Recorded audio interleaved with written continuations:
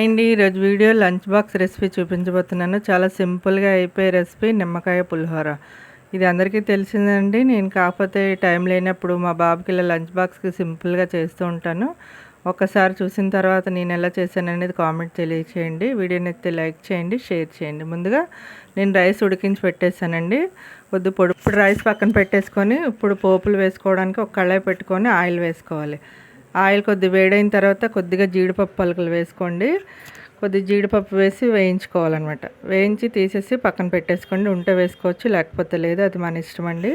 ఇప్పుడు ఆవాలు వేసుకోవాలి. నెక్స్ట్ పల్లీలు, మినపప్పు వేసుకోవాలి. ఈ కొద్దిగా బాగా వేగిన తర్వాత కొద్దిగా ఎండుమిర్చి, పచ్చిమిర్చి కలిపి వేసుకోండి. నెక్స్ట్ కరివేపాకు కూడా వేసుకోండి. కారాన్ని తగ్గట్టు ఎండుమిర్చి వేసుకుంటే సరిపోతుంది. కొద్దిగా అల్లం ముక్కలు, చిటికెడు పసుపు, పులిహోర కాబట్టి కొద్ది పసుపు ఎక్కువ వేసాను. రుచికి సరిపడా ఉప్పు కూడా వేసేసుకొని మంచిగా వేగనివ్వండి. ఇది బాగా వేగిపోయిందండి. ఇప్పుడు రైస్ రెడీగా పెట్టుకున్నాం కదా. నిమ్మకాయలు కూడా నేను కట్ చేసి పెట్టుకున్నాను.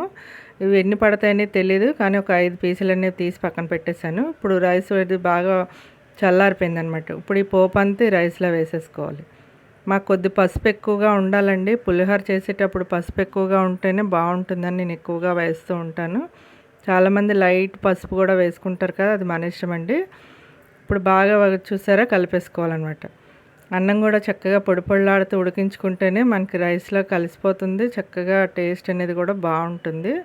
ఇప్పుడు మొత్తం అంతా ఒకసారి కలిపేసుకోండి. కలిపేసుకున్న తర్వాత ఇప్పుడు నిమ్మకాయలు అనేవి రెడీ చేసి పెట్టుకున్నాం కదా. మన పులుపుకి తగ్గట్టు ఎన్ని పడతాయి అనేది తెలియదు, అందుకని నేను చూసుకొని వేద్దామని 3 చెక్కలు అయితే వేసాను. నాకు కరెక్ట్గా 3 సరిపోయండి. నేను వేసుకున్న ఉప్పు కూడా కరెక్ట్గా సరిపోయింది. మొత్తం మరి వేసేసిన తర్వాత బాగా కలిపేసుకొని, చాలా సింపుల్ కదండి ఇది నిమ్మకాయ పులిహోర. టేస్ట్ కూడా చాలా బాగుంటుంది. దీంతో మా ఇంట్లో అయితే వంకాయ కర్రీ ఉంటేనే తింటారండి, అంత టేస్టీగా వచ్చిందనమాట. మీ అందరికీ నచ్చింది అనుకుంటున్నాను. చాలా పొడి పొడిలాడుతూ కూడా వచ్చింది. అంతేనండి, నిమ్మకాయ పులిహోర రెడీ అయిపోయింది. నేను ఒక బౌల్లో వేసి చూపిస్తున్నాను, చూసారా. రైస్ పొడి పొడిలాడుతూ ఉంటేనే చక్కగా వస్తుందన్నమాట. ఈ వీడియో మీ అందరికీ నచ్చితే లైక్ చేయండి, షేర్ చేయండి. మరిన్ని వీడియోస్ కోసం ఛానల్ సబ్స్క్రైబ్ చేయండి. పక్కనే ఉన్న బెల్ ప్రెస్ చేయండి. నేను ఏ వీడియో అప్లోడ్ చేసినా నోటిఫికేషన్ వస్తుందండి. ఏమైనా కొత్త వంటలు కావాలన్నా చేసి చూపిస్తాను. Thank you for watching.